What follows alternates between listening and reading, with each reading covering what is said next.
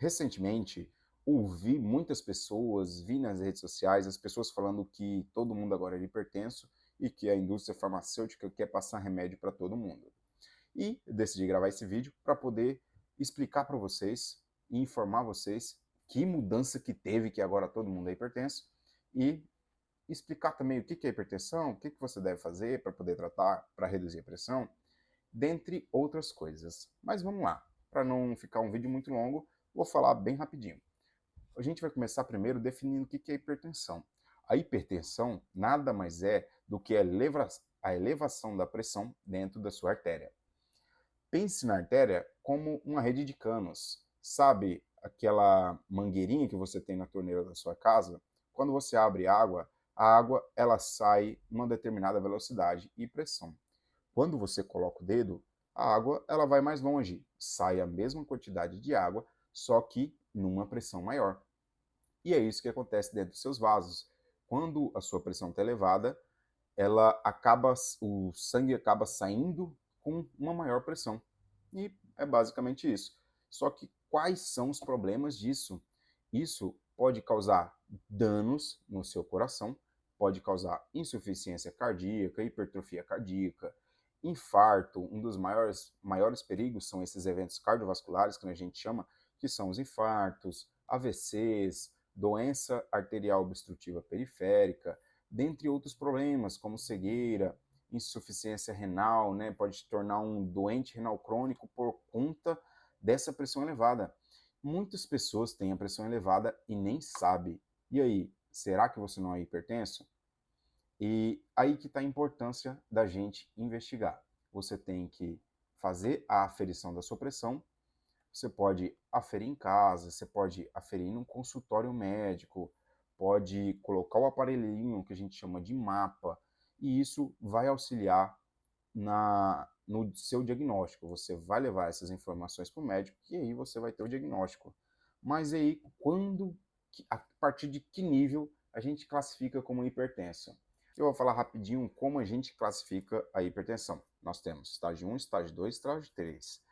O estágio 1 é quando a sua pressão está acima de 140 por 90. O estágio 2 é quando a sua pressão está acima de 160 por 100. E o estágio 3 é quando está acima ou igual a 180 por 110, tá bom, pessoal? Eu falo assim, né, esses números cheios, porque às vezes o pessoal simplifica, fala 14 por 9, entendeu? Antes falava que a pressão normal era 12 por 8, e teve uma mudança. Antigamente, a pressão que era considerada ótima era ali, né, era igual 12 por 8, ou abaixo de 12 por 8. E nós não consideramos mais 12 por 8 uma pressão normal. Isso acende um alerta para a gente começar a aferir a pressão dessas pessoas que, quando vai no consultório da 12 por 8, porque essa pessoa ela pode ser hipertensa. Você pode chegar no consultório e sua pressão está baixa, mas quando você chega em casa você é hipertenso. E aí que está a importância disso. Foi por isso que teve essa mudança. Quando a pressão da pessoa começa a subir, está ali 12,5 por 8,5, a gente tem que começar a monitorar essa pessoa, porque essa pessoa ela pode ser hipertensa ou pode vir a desenvolver, e isso nos acende um alerta, porque é uma doença crônica e é uma doença que está associada a eventos cardiovasculares, que é o que mais mata as pessoas hoje no mundo inteiro, tá bom?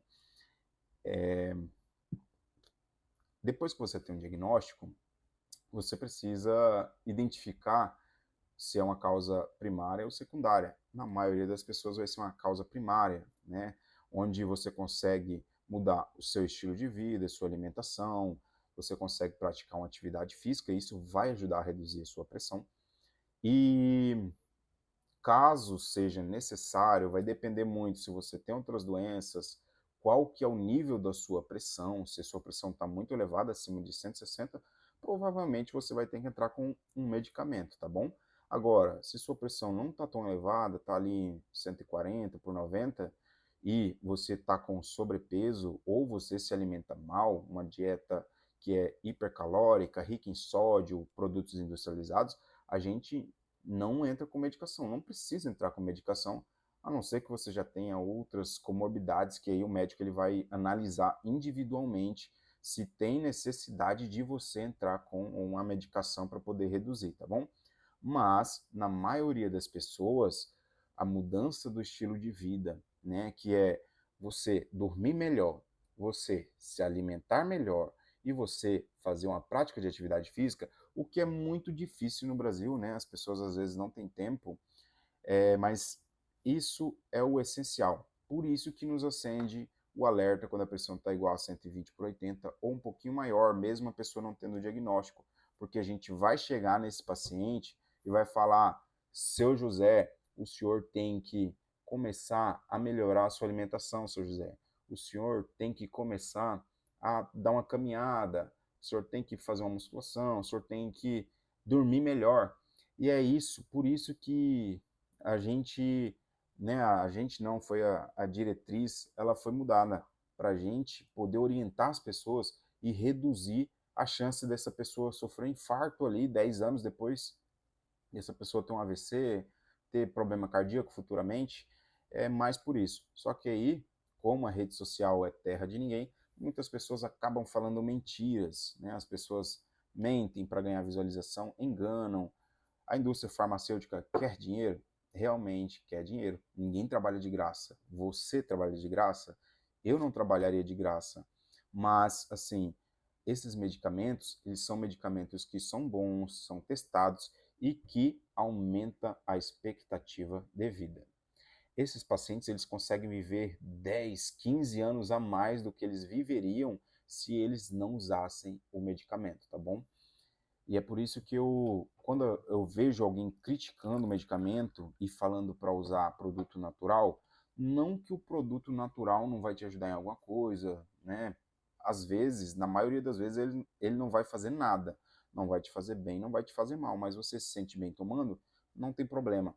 Mas não abandone o tratamento medicamentoso se você tem a necessidade de tomar.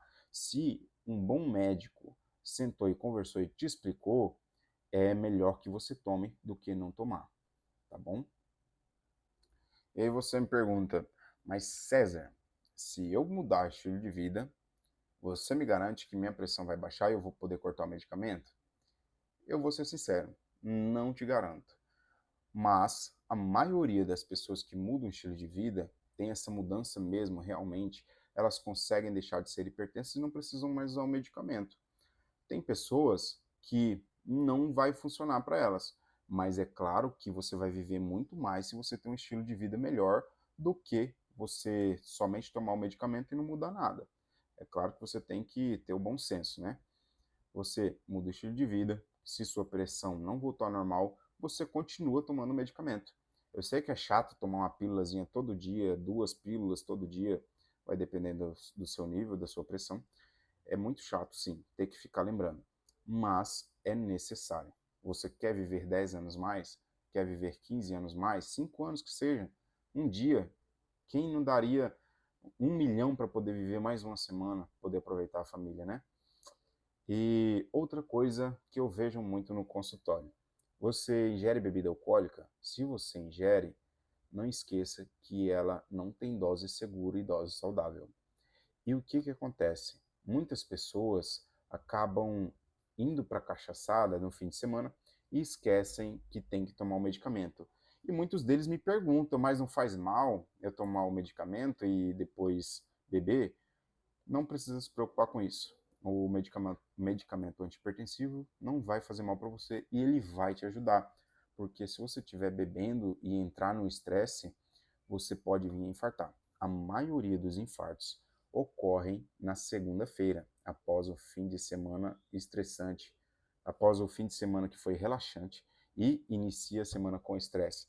E aí você tem que tomar o seu medicamentozinho para você não correr esse risco. Se você gostou do vídeo, curte, comenta para eu poder gravar novos conteúdos. Um grande abraço e tchau, tchau.